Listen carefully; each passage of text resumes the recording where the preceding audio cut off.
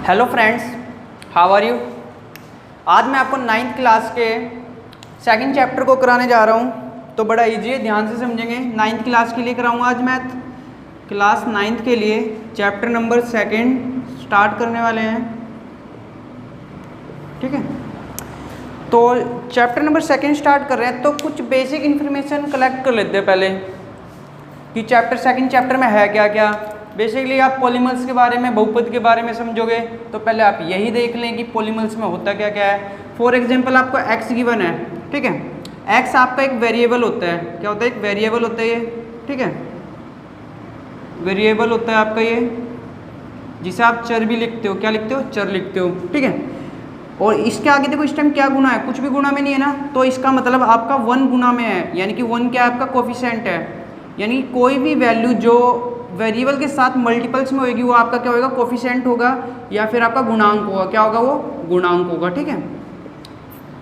आपको अगर 7x given हो तो आपका x क्या हो जाएगा? वेरिएबल हो जाएगा। 7 क्या हो जाएगा? आपका कोफिशिएंट हो जाएगा, गुणांक हो जाएगा, ठीक है। ये तो बात रही आपकी ये वेरिएबल और कोफिशिएंट की, ठीक है। बात करते हैं आपकी कौन सी इक्वेशन आपकी पॉलीमर्स हो सकती है या नहीं हो सकती है, इसके बारे में। तो एक चीज़ समझे ध्यान से, कोई भी जैसे कि x गिवन है, x की पावर 2 गिवन है, x की पावर 2 गिवन है, आपको x की पावर 3 गिवन है, ठीक है। जो आपकी नेचुरल नंबर है ना, जो घात है, वो नेचुरल नंबर होंगे।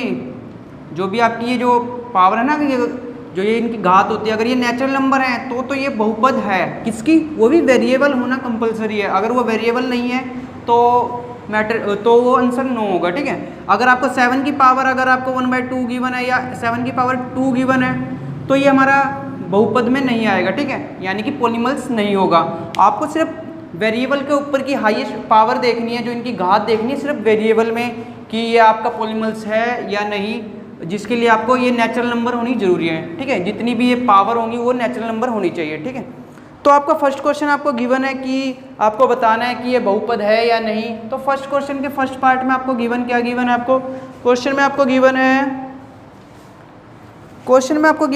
4x² - 3x + 7, ये आपको गिवन है। तो आपको ये बताना है कि ये बहुपद है या नहीं है। तो बिल्कुल ईजी है। तो ध्यान से देखो इसकी पहले तो ये देखो वेरिएबल आपका कहाँ है। देखो एक वेरिएबल ये रहा, एक वेरिएबल ये रहा।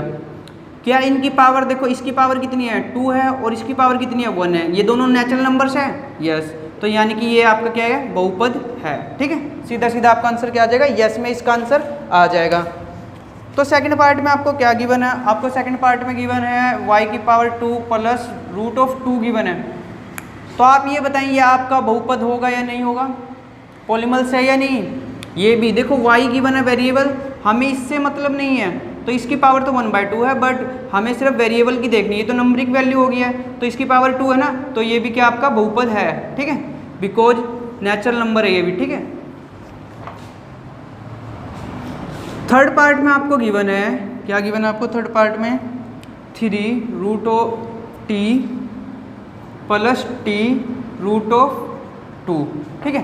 तो आप ये बताएं ये बहुपद है या नहीं है, देख के बताएं जल्दी। तो ध्यान से देखिए, वेरिएबल देखो, एक वेरिएबल ये रहा, एक वेरिएबल ये रहा। तो देखो इस वेरिएबल की पावर तो 1 है, ये तो नेचुरल नंबर है, प्राकृतिक संख्या है, ठीक है। बट इसकी पावर क्या है? इसकी पावर रूट में है, यानी कि रूट का मतलब t की पावर क्या है? 1/2 है। क्या ये नेचुरल नंबर है? ऑब्वियसली नॉट, ये नेचुरल नंबर नहीं है। तो इसका आंसर क्या आ जाएगा? नो, बिकॉज इसकी जो घात है वो एक नेचुरल नंबर नहीं है, ठीक है। यानी कि वूल नंबर नहीं है, जिसके कारण ये बहुपद नहीं हो सकता। तो करते हैं अपना फोर्थ पार्ट को देखते हैं एक बार। फोर्थ पार्ट में आपको गिवन है, क्या गिवन है? y + 2y में y, ठीक है। आपको इसे देख के बताना है ये बहुपद है या नहीं है। तो ध्यान से देखिए, पहले तो देखो वेरिएबल क्या क्या आपका, एक वेरिएबल ये रहा, एक वेरिएबल ये रहा। ये तो आपका एक तरह से कंप्लीट है। और ये इस वेरिएबल को देखिए तो क्या ये 1/y है? क्या ये 1/y है, या फिर 2y लिखा हुआ है ना, बेसिकली तो y में है ना y। अगर y को ऊपर लेके जाओगे तो क्या हो जाएगा? नेगेटिव निशान हो जाएगा। तो आपको पता है कि प्राकृतिक संख्या 1 से स्टार्ट होती है, तो ये एक प्राकृतिक संख्या नहीं है जो कि इसकी पावर नेगेटिव है, तो ये भी आपका पॉलीमर्स नहीं होगा, ठीक है। फिफ्थ पार्ट में देखते हैं, फिफ्थ पार्ट में आपको क्या गिवन है। फिफ्थ पार्ट में आपको गिवन है x की पावर 10 प्लस y की पावर 3 प्लस t की पावर 10 गिवन है, ठीक है। तो आप ध्यान से देखें ये आपका पॉलीमर्स है या नहीं है। तो देखो x की पावर 10 है, y की पावर 3 है, t की पावर 10 है, तो सभी क्या है, सभी नेचुरल नंबर्स है ना घात में, जो आपकी पावर्स है वो सारी नेचुरल नंबर है, तो ये आपका बहुपद है, ठीक है। तो करते हैं अपना सेकंड क्वेश्चन। सेकंड क्वेश्चन में आपको बहुत ही आसान है वो भी, बस आपको सेकंड क्वेश्चन में आपको कोफिशिएंट बताने हैं एक्स स्क्वायर के। तो स्टार्ट करते हैं अपना सेकंड क्वेश्चन।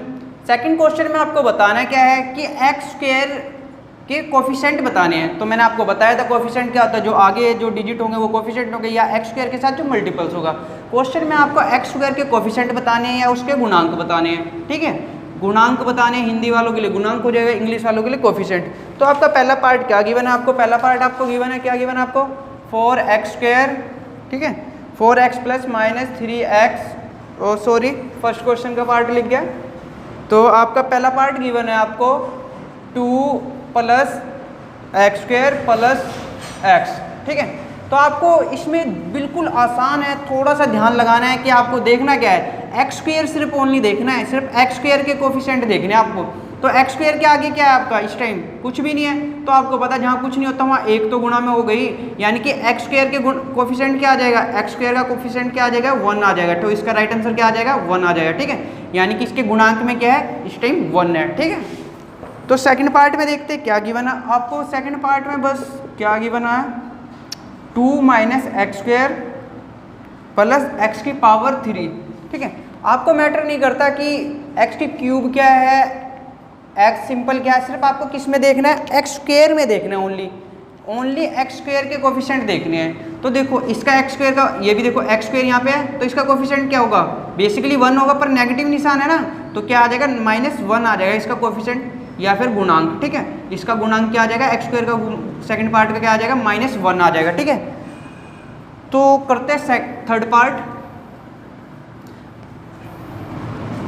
अगर आपको वीडियो लगती है कि मैं स्पीडली करा रहा हूँ तो आप क्या कर सकते हो, प्लेबैक में जाके स्पीड कम ज़्यादा कर लेना, जो आपके लिए थोड़ा इंटरेस्टिंग भी हो जाएगा और आपका फन भी हो जाएगा।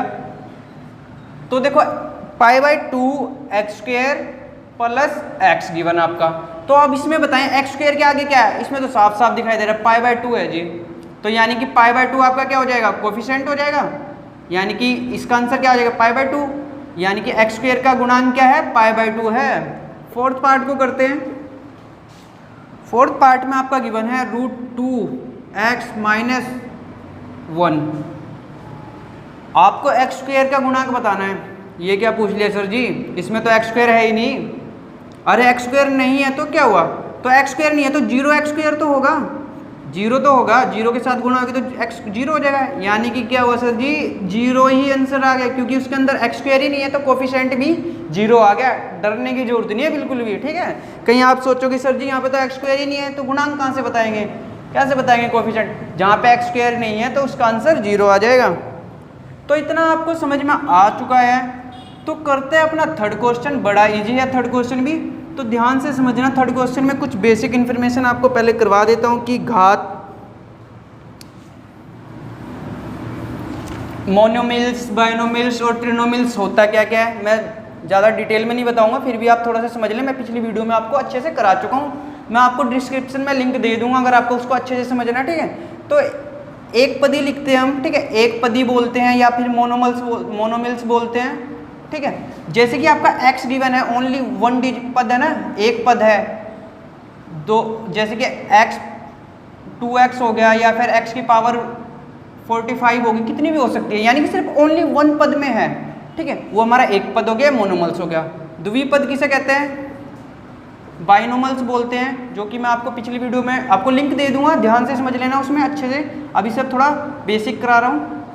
x+1, देखो x+1 यानी कि 2 पदों में आ गया ना, ये बाइनोमल्स हो जाएगा।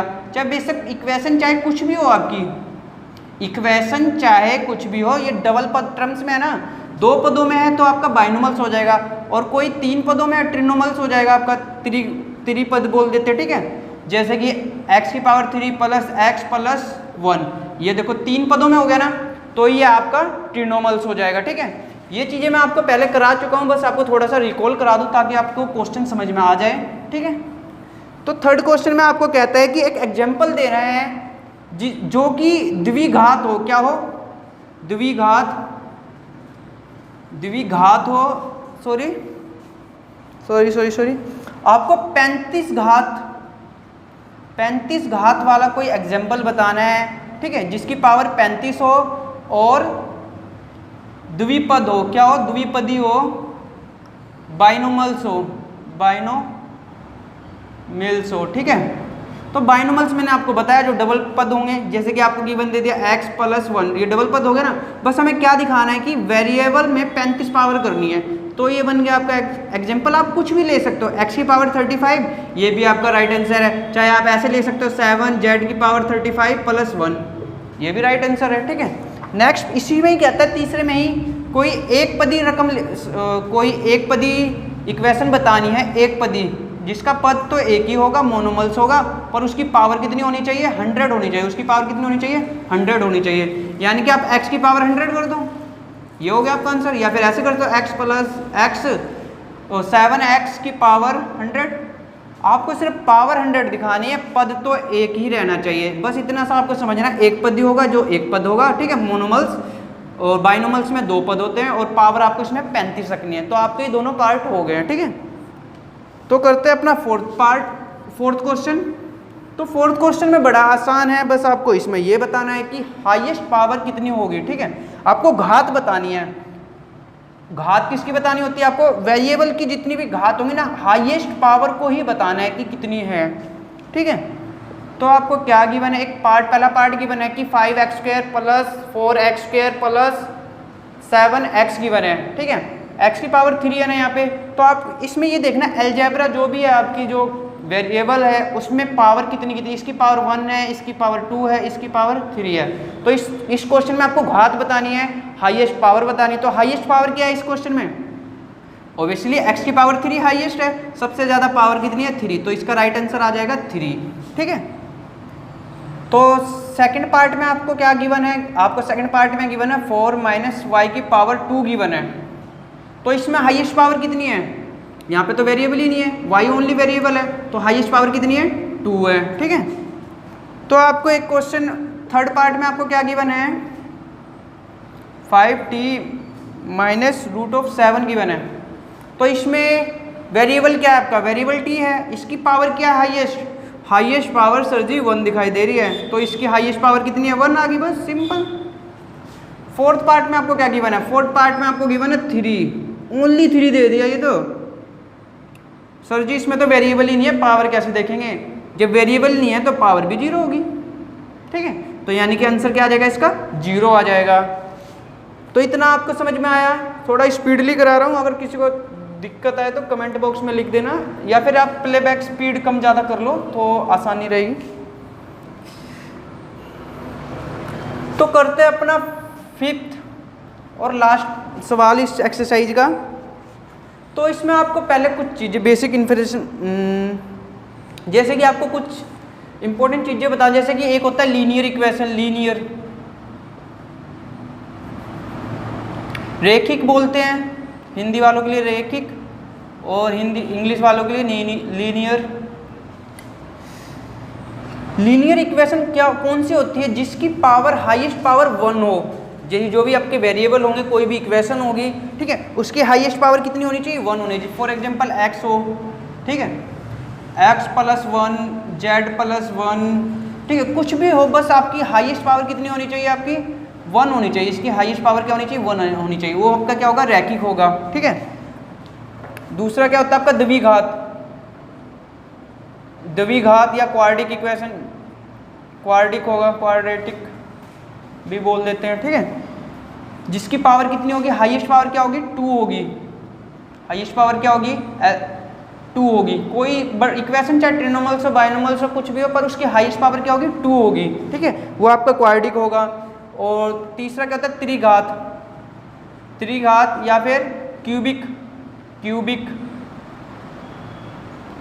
क्यूबिक में आपका क्या होगा कि हाईएस्ट पावर 3 होगी। कितनी होगी, हाईएस्ट पावर 3 होगी। ठीक है, चाहे इक्वेशन चाहे कितनी भी बड़ी हो, तो आपको बस लास्ट सवाल में आपको यही बताना कौन सा द्विघात है, कौन सा त्रिघात है और कौन सा लीनियर है, रेखिक है। ठीक है, तो आपको पहला पार्ट क्या गिवन है, x की पावर 3 प्लस x गिवन है।